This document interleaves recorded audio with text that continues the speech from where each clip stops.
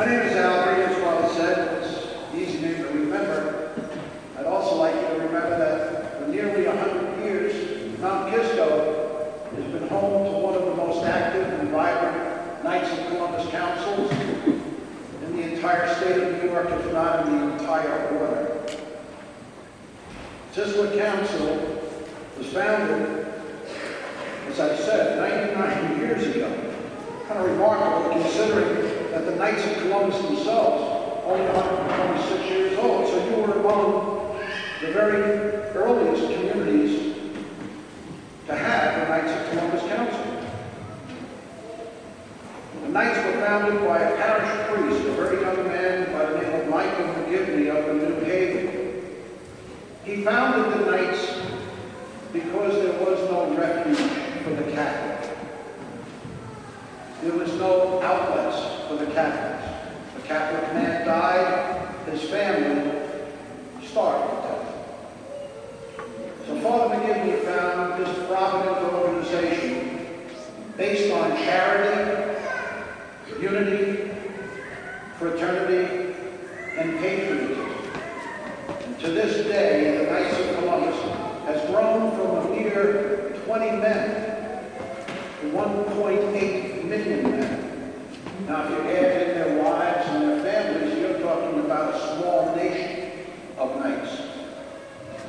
The Knights last year alone, this is 2007, donated 68 million man-hours towards charity and raised $144 million.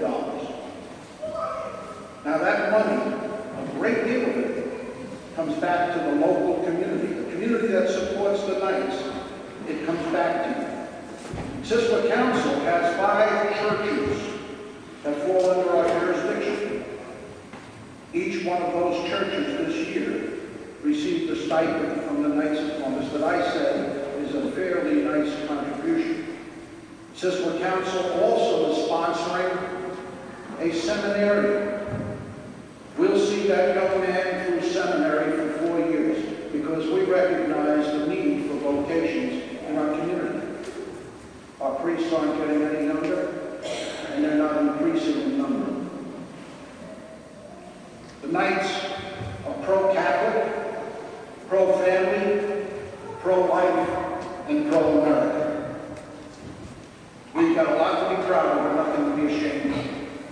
We represent the Catholic community, I think, in the way it should be represented, in the way you want somebody to represent you. If you've ever heard the phrase, one nation under God, it was the Knights of Columbus who resorted with. That Congress passed that into law, making it a part of our pledge. You know, I worked in New York City at the Metropolitan Opera. And that's a theatrical enterprise. And the performances are always at somebody else's leisure time. It was not a leisure time for me. I worked 6 days a week. I had very little time. I wanted to join something. I wanted to give something back to the community. I had this urge. God had been good to me. Gave me a great job, beautiful family. I lived in a gorgeous area. So I wanted to give something back. I couldn't go to the fire department because I didn't have enough time for that. But I did have a little bit of time for the Knights of Columbus and my faith. I think I've grown both as a man but also as a Catholic. For those of you who might be interested, the Knights are an all-male organization. You've got to be 18 years of age or older. You must be in communion with the Holy See. And you've got to be ready to serve his causes. Now, I have brother Knights in the rear of the church who are handing out some brochures and a little flyer that is inviting you to an open house, gentlemen, on April 7th. There's absolutely no cost to anybody who'd like to come that night. We have a cocktail party and a dinner plan. And we all look forward to seeing you there. We need only a few good men.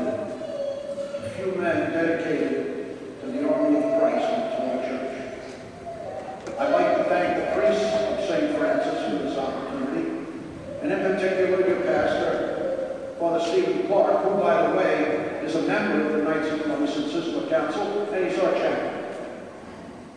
So thank you very much for your courtesy and your kind attention. I'll turn this back over to Father Dalton, who put me under a lot of pressure.